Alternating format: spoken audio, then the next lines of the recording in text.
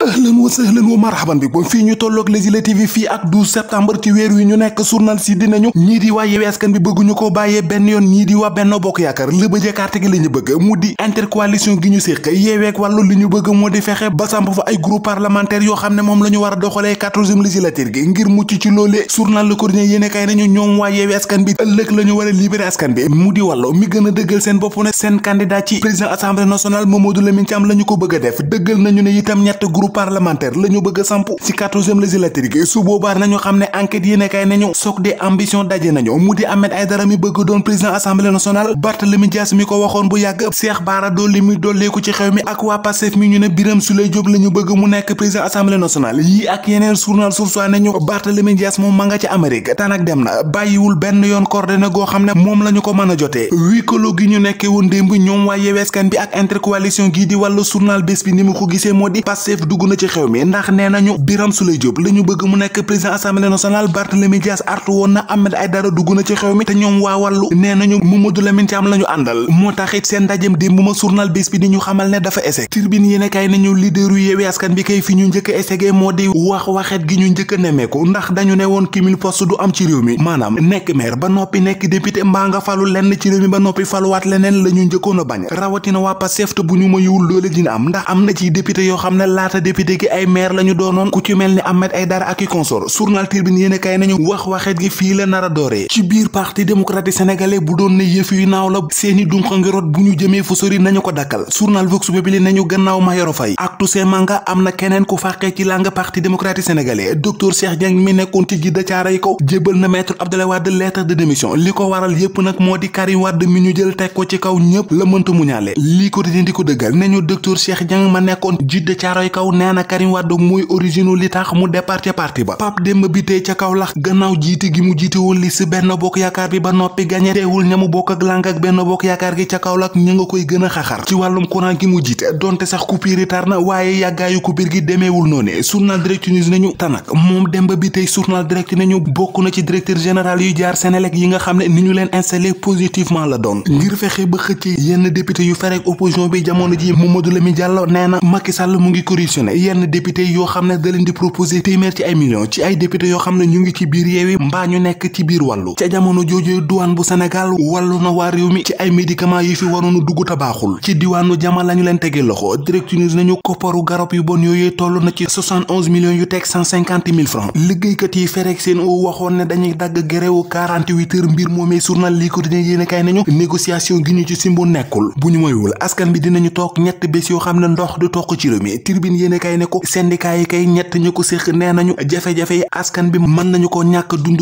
gu tar jafe-jafe ñi dawalkatu ambulance yi dund journal Les Échos yéene kay gannaaw jàpp gi ñuy jàpp yi dorog ci dawalkatu ambulance bi ca la xëy ak seeni liggéey nan lay demee jafe-jafe yi ñuy dund tax na yenn ambulance yi bu ñu yóbboo malade fu sori lu mel ni Kédougou bay ñëw ay këriñ ak suukar ak lu nekk lañu yeb ci ambulance yi am na sax ñu ciy yebi nit di leen fayeeku 5000 francs diggante Kédougou ba Ndakaaru ngir mën koy dugal seeni poos réew mi dëgër ku nekk ak nu muy doxale dëgëraayu réew mi ko dund gu seer gi Le Vrai Journal ni mu ko gisee moo di jamono ji gaañi taluñu kenn te askan baa ngi bëgg faatu consommateurs yi ñu ngi daw lool commerçant yi ndax amuñu njëgam wël góorgóor li léegi ñett repas yi di ndekki añ jàpp reer ñu ci bari dagg nañu benn bi ñaari lañuy def ci bés bi ñi amul fu ñu dëkk loué studio mbaa appartement am ko ci réew mi jafe na ñi bëgg a tabax fer mbaa ciment bi laal ko yombul ñi bëgg a dem ca dëkk bu sell ba màggali ziyaara ji Cheikhul Khadim Cheikh Ahmadou Bamba laas yéene kay nañu ki ko fi teewal di Serigne Mountakha Bassirou Mbacké nee na ki fay dem ngir wuti bës toogal fa nga jógee ay kàddu la yoo xam ne Serigne Mountakha Bassirou yëkkati na ko bi journal bi tuddee ko fatwa bu Serigne Mountakha Bassirou Mbacké ca tubaab jalaaw benn élève bu am fukki at ak juróom-ñaar moo fa tuumal wooy juróom bi ko jur di góor ne da koy violé def na ko ay yoon moom wooy juróom boobee lu tolloog at daanaka police mu ngi koy saytu ba nii teg nañu ko loxo ba ñu ngi ko denc ci kaso gi